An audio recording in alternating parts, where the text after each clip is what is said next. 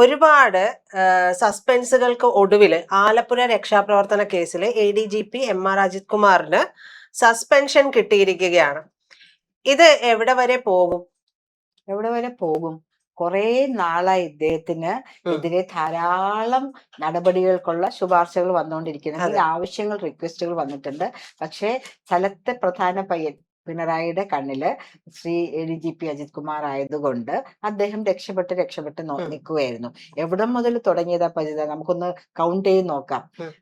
കണ്ണൂര് സ്വർണ്ണ കരിപ്പൂരിലെ സ്വർണ്ണ കേസ്, പിന്നെ പൂരം കലക്കല് തൃശ്ശൂർ പൂരത്തിന്റെ, അതേ തുടർന്ന് നമ്മുടെ ബഹുമാനായ ശ്രീ സുരേഷ് ഗോപി ജയിക്കാൻ അതാണ് കാരണം എന്ന് പറഞ്ഞാൽ അല്ലാണ്ട് ജനങ്ങൾ വോട്ട് ചെയ്തതല്ല. പിന്നെ പറയുന്ന അദ്ദേഹത്തിന്റെ അനധികൃത സ്വത്ത് സമ്പാദന കേസ്, പല കാര്യങ്ങളും അദ്ദേഹത്തിന് ക്ലീൻ ചിട്ട് നൽകിക്കൊണ്ടേക്കും. അജിത് കുമാർ എന്ന് കേട്ടാല് വിറയ്ക്കുന്ന പോലെയായിരുന്നു പിണറായിക്ക്. RSS നേതാവിനെ കാണാൻ പോയത് ഉൾപ്പെടെ അതുകൊണ്ട് അതുമുണ്ട്. അപ്പൊ എല്ലാത്തിലും ക്ലീൻ ചിട്ട് കൊടുത്തോണ്ടിരിക്കുക. RSS നേതാവിനെ കാണാൻ പോയത് വലിയ കാര്യമാണ്. ഒരു പോലീസ് മേധാവി പല ആൾക്കാരെയും കാണാൻ പോകേണ്ടി വരും പല കാര്യങ്ങൾക്കും. അത് ഇതിൽ വിഷയമല്ല. പക്ഷെ എല്ലാത്തിലും അദ്ദേഹം യാതൊരു വിധത്തിലും തെറ്റുകാരനല്ല എന്ന് കണ്ടിട്ട് അദ്ദേഹത്തെ ഒഴിവാക്കി നിർത്തി. ഇന്നലെയാണ് ഭയങ്കര വിസ്ഫോടനം ഉണ്ടായത്. കാരണം മുഖ്യമന്ത്രിയായി സതീശൻ ചാർജ് എടുത്ത അന്ന് തന്നെ വികാരാധീനായി പറഞ്ഞ കാര്യമാണ്, എന്റെ കുട്ടികൾക്ക് നേരെ നടത്തിയ ജീവൻ രക്ഷാപ്രവർത്തനം, അതിന് കാരണക്കാരനായവരെ, അതിനെ തുടർന്ന് കള്ള റിപ്പോർട്ട് പോലീസുകാരെ കൊണ്ട് മാറ്റി നൽകിച്ച ADGP അജിത് കുമാറിനെ ഉൾപ്പെടുത്തിക്കൊണ്ട് ഇതിനുള്ള കാര്യങ്ങൾ ഞങ്ങള് രണ്ടാമത് റിവ്യൂ നടത്തുമെന്ന് അദ്ദേഹം ശരിക്കും വികാരാധീനായിട്ടാണ് അദ്ദേഹം എന്ന് പറഞ്ഞത് കേട്ടോ. ഇൻവോൾവ് ആയിട്ടാണ് പറഞ്ഞത്. ചുമ്മാ എന്തെങ്കിലും പറയാൻ വേണ്ടി പറയുന്നതും അതിൽ ആത്മാർത്ഥമായി പറയുന്നത് നമുക്ക് മനസ്സിലാക്കാൻ പറ്റുമല്ലോ. അതേ തുടർന്ന് ശ്രീ രമേശ് ചെന്നിത്തലയുടെ ആഭ്യന്തര വകുപ്പ് വളരെ സീരിയസ് ആയിട്ട് തന്നെ കാര്യങ്ങൾ എടുത്തു. പലപ്പോഴും അതിങ്ങനെ ഒഴിഞ്ഞു പോകുന്നു, അല്ലെങ്കിൽ അതിൽ വേണ്ടത്ര താല്പര്യം കാണിക്കുന്നില്ല എന്ന് കോൺഗ്രസിന്റെ ഉള്ളിൽ നിന്നും യൂത്ത് കോൺഗ്രസിൽ നിന്നും ഒക്കെ ഒരു വിമർശനം കേൾക്കുകയും ചെയ്തു. അപ്പോഴാണ് പെട്ടെന്ന് ഇന്നലെ പറയുന്നത് ഇദ്ദേഹത്തിനെതിരെ DGPയുടെ റിപ്പോർട്ട് വന്നു, SITയുടെ റിപ്പോർട്ട് വന്നു. എല്ലാത്തിലും മാത്രമല്ല ഇദ്ദേഹം സ്വയം കൊടുത്ത മൊഴികളിൽ പോലും വൈരുദ്ധ്യമുണ്ട് എന്നെല്ലാം വന്നതിന് ശേഷം അദ്ദേഹത്തിനെ സസ്പെൻഡ് ചെയ്യാൻ തീരുമാനിച്ചു. ഇന്ന് അതിന്റെ ഓർഡറും വരും. ഇദ്ദേഹം പോവാൻ തീരുമാനിച്ചിരിക്കുകയാണ്. ഇതിനെതിരെ കോടതിയിൽ പോവാൻ തീരുമാനിച്ചിരിക്കുകയാണ്. ഇവർക്ക് ട്രിബ്യൂണലിൽ പോകാമല്ലോ. IAS IPS ഓഫീസേഴ്സ് ഒക്കെ അവർക്കെതിരെ ഒരു നിയമ നടപടി അല്ലെങ്കിൽ എന്തെങ്കിലും സസ്പെൻഷൻ സർക്കാരിന്റെ ഭാഗത്തു നിന്നുണ്ടാവുകയാണെങ്കിൽ ട്രിബ്യൂണലിൽ പോകാനായിട്ട് അവർക്ക് അവസരം. നമ്മുടെ സെൻകുമാറിന്റെ കാര്യത്തിൽ 2017 ഇതുപോലെ പിണറായി സഖാവാണ് അദ്ദേഹത്തിന് സ്ഥാനക്കയറ്റം കൊടുക്കാതിരുന്നത്. ശ്രീമതി നളിനി നെറ്റുവായിരുന്നു അന്നത്തെ ചീഫ് സെക്രട്ടറി. അവർക്കെതിരെയും ശക്തമായി പ്രതികരിക്കുകയും സുപ്രീം കോടതിയിൽ പോയി തനിക്ക് അനുകൂലമായ നിലപാട് ഉണ്ടാക്കുകയും തനിക്ക് നഷ്ടപ്പെട്ട ഈ സസ്പെൻഷന്റെ സമയത്ത് നഷ്ടപ്പെട്ട ആ സമയം കൂടി നീട്ടി DGP ആയിട്ടിരിക്കാനുള്ള വ്യവസ്ഥ ഉണ്ടാക്കണം എന്നൊക്കെ പറഞ്ഞ് അദ്ദേഹം പോവുകയും അനുകൂലമായ വിധി അദ്ദേഹത്തിന് കിട്ടുകയും ചെയ്യുന്നു. അപ്പൊ ഇദ്ദേഹവും പോയിക്കോട്ടെ. പക്ഷെ ഇദ്ദേഹത്തെ സംബന്ധിച്ചിടത്തോളം പറയുകയാണെങ്കിൽ നമ്മുടെ കണ്ണാലെ കണ്ടതാണ്. അദ്ദേഹത്തിനെതിരെ മൊഴി കൊടുത്തിരിക്കുന്നത് അദ്ദേഹത്തിന്റെ സഹപ്രവർത്തകർ തന്നെയാണ്. ഞങ്ങൾ സത്യസന്ധമായി പറഞ്ഞ കാര്യങ്ങൾ അങ്ങനെയല്ല, പിണറായി സഖാവിന് ഒരു മോശമുണ്ടാവാത്ത വിധത്തിൽ നിങ്ങൾ മൊഴി കൊടുക്കരുത് എന്ന് പറഞ്ഞ് ഞങ്ങളെ കൊണ്ട് ഇത് മാറ്റി എഴുതിപ്പിച്ചു എന്ന് മൊഴി കൊടുത്തിരിക്കുന്നത് അദ്ദേഹത്തിന്റെ സഹപ്രവർത്തകർ തന്നെയാണ്. ഇദ്ദേഹത്തിനെ സംബന്ധിച്ചിടത്തോളം DGP എന്ന് പറഞ്ഞാൽ വെറും ഒരു കാര്യമില്ല കേട്ടോ.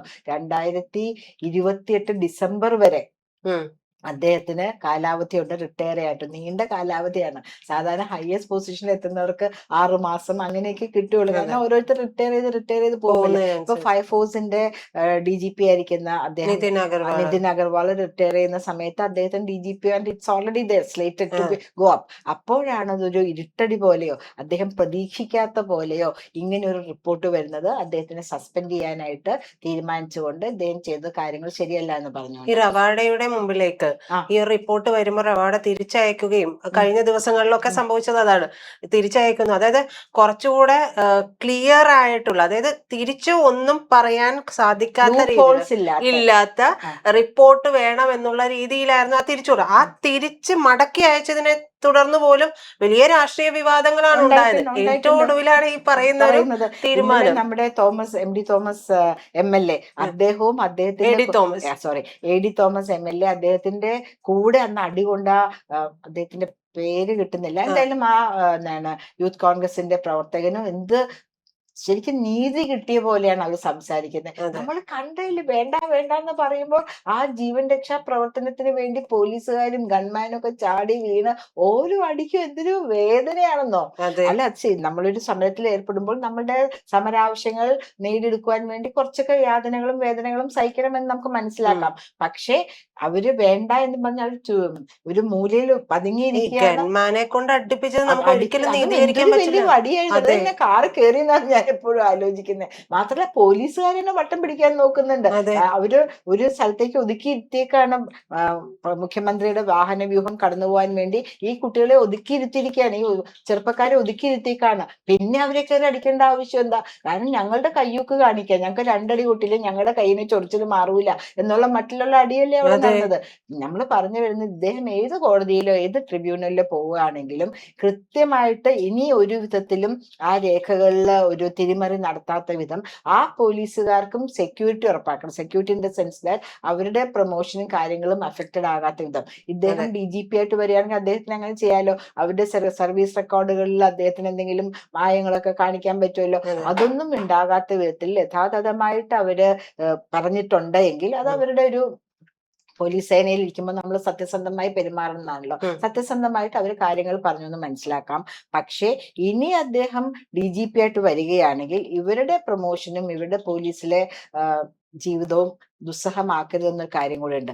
അതുപോലെ തന്നെ പ്രജിത, എല്ലാവർക്കും റിട്ടയർ ചെയ്യുമ്പോൾ മാക്സിമം വലിയ പദവിയിൽ എത്തണം എന്ന് ആഗ്രഹിക്കുന്നത് അടുത്ത ശമ്പള സ്കെയിലിലേക്കും കൂടെ പോകും. അത് അതെ, അതെ. വെച്ചാണ് പെൻഷൻ ആനുകൂല്യങ്ങൾ കിട്ടുക. കിട്ടുന്നത്. അപ്പൊ DGPയുടെ ശമ്പള സ്കെയിലിലേക്ക് പോയിട്ട് ഒരു ഒന്നര വർഷത്തോളം അദ്ദേഹം ഇരിക്കുകയാണെങ്കിൽ നല്ലൊരു സ്കെയിലിൽ നിന്നാണ് അദ്ദേഹം റിട്ടയർ. ഓരോ അതെ, വർഷവും സ്കെയിൽ മാറുമല്ലോ. മാറും. റിട്ടയർ ചെയ്യുമ്പോൾ അത് അദ്ദേഹത്തിന്റെ പെൻഷൻ ആനുകൂല്യങ്ങളെയും ബാധിക്കും. അതിനേക്കാൾ ഉപരി ഒരു പോലീസ് ഓഫീസറിന് താൻ സസ്പെൻഡ് ആയി എന്ന് പറയുന്ന, അല്ലെങ്കിൽ തന്നെ ഡിസ്മിസ് ചെയ്യാൻ പോകുന്നു, തനിക്കെതിരെ ഒരു നടപടി, വകുപ്പ് തല നടപടി വരാൻ പോകുന്നു എന്നൊക്കെ പറഞ്ഞ് കരിയറിലൊരു ബ്ലാക്ക് മാർക്ക് തന്നെയാണ്. അതെ. എത്ര റിട്ടയർ ചെയ്ത് കഴിഞ്ഞാലും അദ്ദേഹത്തിനെതിരെ ഒരു ബ്ലാക്ക് മാർക്കായിട്ട് അത് കിടക്കും.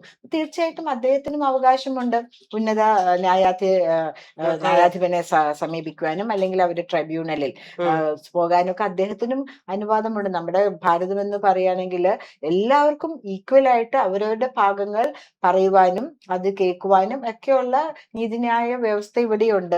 നമ്മൾ പറയുന്ന പോലെയല്ല, ജനങ്ങൾ കാണുന്ന പോലെയല്ല. അതിന് വേറെ വശമുണ്ടാവും. നമ്മൾ നമ്മുടെ കണ്ണിൽ കുട്ടികളെ അടിക്കുന്നു, ഇദ്ദേഹം ഇങ്ങനെ പറഞ്ഞു എന്ന് പറയുന്നേ ഉള്ളൂ. നമ്മൾ അത് കണ്ടിട്ടില്ല. അദ്ദേഹത്തിനും അതില് തന്റെ ഭാഗം വ്യക്തമാക്കുവാനും തനിക്ക് ഉറപ്പാക്കേണ്ട ന്യായമാണെങ്കിൽ തന്റെ DGP സ്ഥാനം കിട്ടുവാനും അദ്ദേഹത്തിന് അർഹതയുണ്ട്. പക്ഷെ ഇപ്പോൾ മുഖ്യമന്ത്രി VD സതീശനും ആഭ്യന്തരമന്ത്രി രമേശ് ചെന്നിത്തലയും ചെയ്തിരിക്കുന്നത് ജനങ്ങൾ എന്താഗ്രഹിക്കുന്നുവോ ആ കാര്യം തന്നെയാണ് ഇപ്പൊ വന്നിരിക്കുന്നത്. DGP ആണ്, റവദ ചന്ദ്രശേഖറാണ് ഇതിന്റെ കാര്യങ്ങളിൽ അവസാന നോട്ട് കൊടുത്തിരിക്കുന്നത്.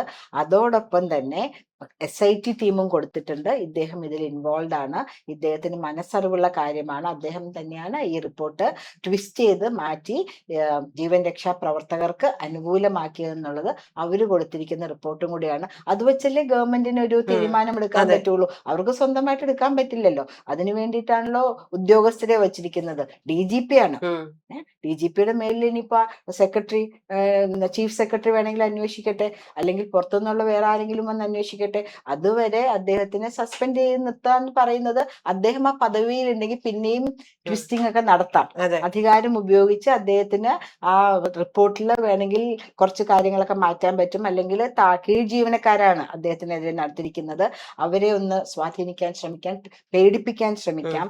ഇനി അദ്ദേഹത്തിന് മുകളിലുള്ള ഓഫീസറിനെ ഈ കേസ് അന്വേഷിക്കാൻ പറ്റുള്ളൂ. അത് ആരായിരിക്കും ആ കേസ് അന്വേഷിക്കുക എന്നറിയുവാനുള്ള ആകാംക്ഷയിലാണ് നമ്മൾ എല്ലാവരും, കേരളത്തിലുള്ള എല്ലാവരും തന്നെ. കുറച്ചു പേരല്ലേ മുകളിലുള്ളൂ, അദ്ദേഹം ADGP അല്ലേ. അപ്പൊ അതാണ് നമ്മൾക്ക് ആലോചിക്കുന്നത്, ആരായിരിക്കും അന്വേഷണ ഉദ്യോഗസ്ഥനായിട്ട് വരാൻ പോകുന്നത്.